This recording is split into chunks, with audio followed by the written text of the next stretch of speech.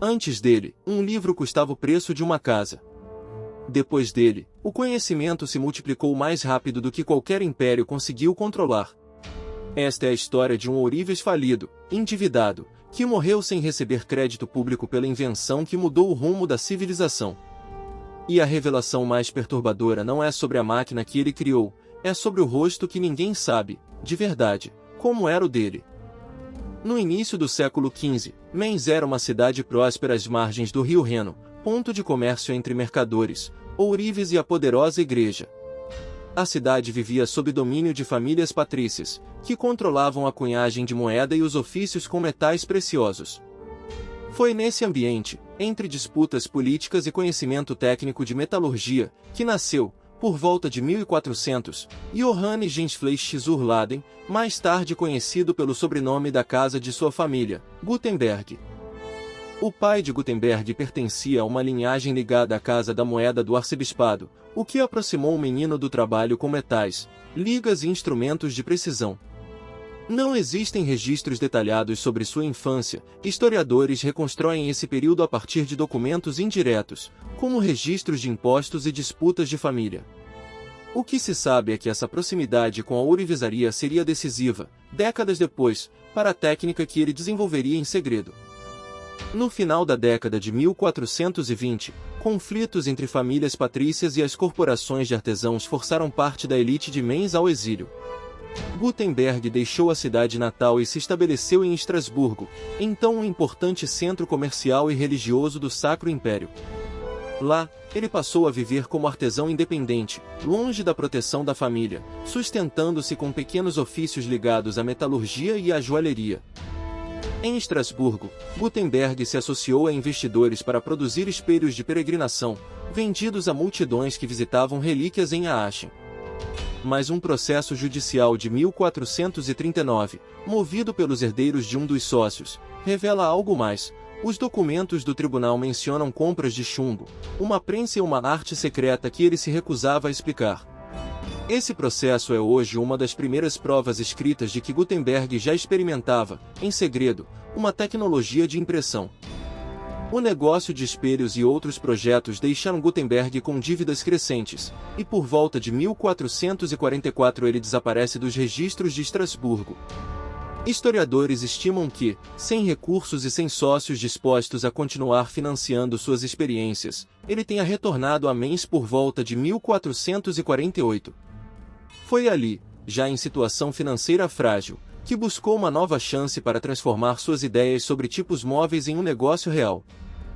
Para financiar sua oficina, Gutenberg recorreu a Johann Fust, um mercador e financista influente da cidade. Fust concedeu 2 empréstimos, em 1450 e 1452, somando um valor expressivo para a época, com os equipamentos da própria tipografia servindo de garantia. Esse acordo permitiu que Gutenberg finalmente montasse uma oficina completa, mas também plantou a semente do conflito que, anos depois, tiraria dele o controle de sua própria invenção. A verdadeira genialidade de Gutenberg não foi inventar uma única peça, mas combinar técnicas já existentes em um sistema funcional. Ele desenvolveu uma matriz para fundir tipos metálicos individuais, em liga de chumbo, estanho e antimônio, reutilizáveis letra por letra. A isso somou uma tinta oleosa, mais espessa que a usada em manuscritos, e adaptou uma prensa de parafuso, semelhante às usadas para uvas e papel, para imprimir com pressão uniforme.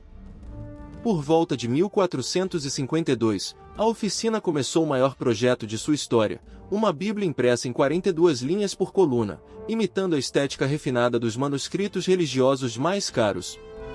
O trabalho exigia meses de composição, revisão e impressão página por página, envolvendo vários operários especializados.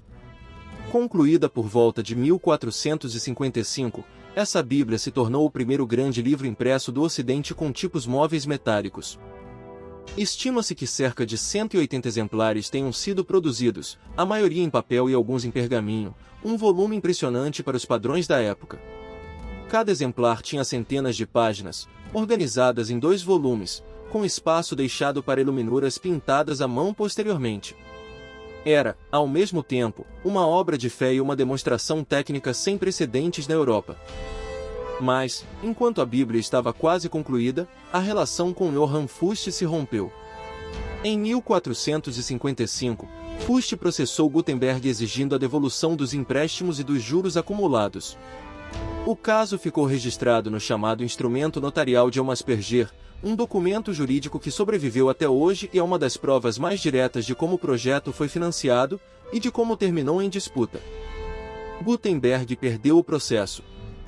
Como consequência, entregou a Fuchs a oficina, os tipos metálicos e boa parte do estoque de Bíblias já impressas. Fuchs associou-se então a Peter Soffofer, um copista talentoso que havia trabalhado com Gutenberg e que se tornaria mestre impressor. Juntos, eles continuaram o negócio de impressão em Mainz, agora sem o nome do homem que havia criado a tecnologia. Gutenberg tentou reconstruir sua carreira com o apoio de outro credor, Conrad Meurer, mas nunca recuperou o protagonismo comercial de sua invenção. Em 1465, o arcebispo de Mainz concedeu-lhe uma pensão anual, em reconhecimento simbólico a seus serviços, um gesto tardio, e mais honorífico do que financeiro. Gutenberg morreu em 1468, em Mainz, sem riqueza e praticamente sem menção pública ao papel central que teve na invenção da impressão. Muito do que sabemos vem de fontes indiretas, o instrumento de Asperger, os registros do processo de Estrasburgo, e a Crônica de Colônia, publicada em 1499, que atribui a invenção a Gutenberg e situa suas primeiras experiências por volta de 1440. Bibliógrafos modernos também estudam os exemplares físicos da Bíblia, hoje restam cerca de 49 conhecidos, a maioria incompletos, para reconstruir cada etapa do processo original. E aqui está a revelação: não existe nenhum retrato de Gutenberg feito durante sua vida. Todas as imagens que reconhecemos como o rosto dele foram criadas décadas, às vezes séculos, depois de sua morte, por artistas que nunca o viram. O homem que deu à humanidade o poder de reproduzir e preservar imagens e palavras para sempre não deixou, ele mesmo, nenhuma imagem confiável de quem realmente foi. A lição que atravessa os séculos é simples: o valor de uma ideia nem sempre é medido pela fortuna ou pelo reconhecimento imediato de quem a criou. Gutenberg morreu pobre, mas sua prensa multiplicou o conhecimento em uma escala que nenhum império havia conseguido antes. Se essa história sobre origens esquecidas despertou sua curiosidade, deixe seu like, inscreva-se no canal Civilização e conte nos comentários qual outra invenção você quer ver revelada.